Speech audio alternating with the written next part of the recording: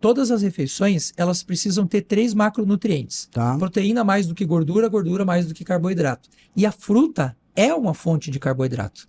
Então, ela entra no café da manhã. Eu gosto de terminei o meu café da manhã, porque veja, né, sempre proteína, gordura e daí carboidrato, nunca o contrário. Se eu inverter, que é o que muita gente quando vai descer a lenha na fruta, vai dizer que ela é um problema, porque ela causa fermentação e não sei o quê, é por causa dessa inversão. Então a gente começa proteína, gordura e carboidrato.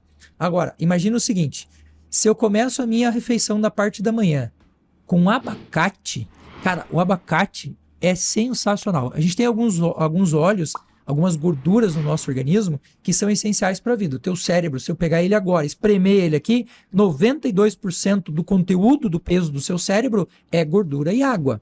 Então, se sobrar, sobra pouquíssima coisa. Quando a gente vai olhar para o abacate, cara, o abacate é simplesmente sensacional, porque a massa que está contida no abacate é quase idêntica ao que nós temos no nosso cérebro, inclusive em consistência. Claro que você nunca deve ter pego o cérebro de uma pessoa na mão, né? Não. Mas a gente que estuda, a gente que está lá na anatomia, você pega no cérebro e pega no abacate, cara, é a sensibilidade é a mesma. O abacate, ele é muito interessante para controle de pressão. Se você pegar o caroço do abacate, você abre o caroço, porque senão ele não fica curado, né? Tá. Você abre ele, corta em 4 pedacinhos, deixa ele ficar bem sequinho, não põe em forno, nada, só deixa ele ficar sequinho natural. Bate ele no liquidificador, ele vai fazer uma massa, ele vai fazer um pó ali, que quando você coloca na comida, eu uso muito isso com paciente cardíaco, ele tem algumas substâncias na composição que são excelentes para proteger o cérebro, para proteger o coração, para proteger as artérias, e olha que interessante. A gente tinha, até pouco tempo atrás, a ideia de que gordura causava colesterol. Hoje a gente sabe que a reposição de gorduras naturais, como a do abacate, diminui o colesterol. Porque a produção do colesterol é endógena. As pessoas acham assim, né? Ah, eu tô comendo uma carne gorda, vai estourar meu colesterol. Não. 82% do colesterol do corpo é produzido pelo fígado. Quando você come um abacate, um coco, por exemplo, ele vai lá no fígado e diz, ô tiozão, vamos organizar a casa aqui, você está produzindo coisa errada, está fora do eixo. E quando a gente usa o abacate, é justamente para fazer essa correção. Algo que, por exemplo, até pouco tempo atrás era proibido para um diabético. Pois é. Não pode abacate. Exatamente. Hoje aumenta a glicemia e tal, eu ouvia sobre isso. Falando do abacate, existem um monte de variedades de abacate. Todas são iguais? Tem a mesma função? Basicamente, quando a gente pega um grupo de plantas que são da mesma família, são da espécies parecidas, elas têm situações bastante parecidas. Então, se você pegar aquele abacatão gigante e pegar um avocado, o avocado é pequenininho, até a própria consistência e gosto deles são diferentes. Mas se você for colocar na balança química e observar o que um tem e o outro tem, as propriedades funcionais deles são muito parecidas. Aí a gente vai muito pelo gosto. Pelo sabor e tal. Aí quem gosta mais, né? Forma de preparo, né? Sim, É muito comum. E aqui a gente come muito abacate com... Como é que chama aquela comida mexicana, né? Os nachos. E o México não come abacate assim, né? Eles comem abacate doce, né? Salgado, né? Salgado. E aqui a gente tem uma cultura diferente. É muito legal essa história do abacate. Eu vivi um tempo no Chile e eu aprendi a comer guacamole. Guacamole, sim. Lá no Chile.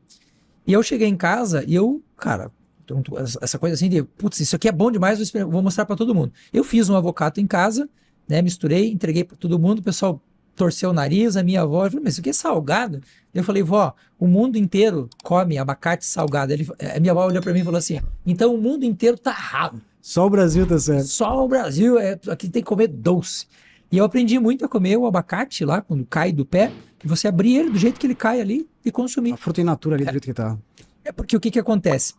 Quando a gente começa a colocar muito açúcar nos receptores, imagine que a célula ela é cheia de receptores, né?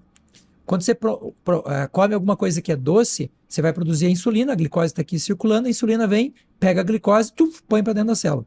Quando a gente tem muita glicose, se eu colocasse toda essa glicose para dentro da célula, eu intoxicaria a célula.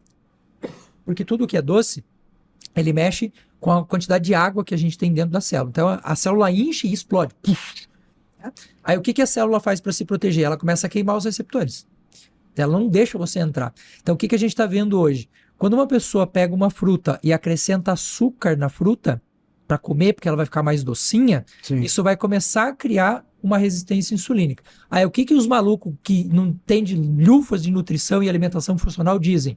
Olha, a fruta aumenta a resistência insulínica. Não, querido, é o açúcar que você está colocando na fruta que faz isso. Que te dá mais energia. No caso do abacate não aumenta a glicose.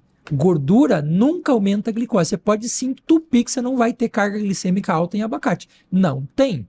O que a gente tem hoje?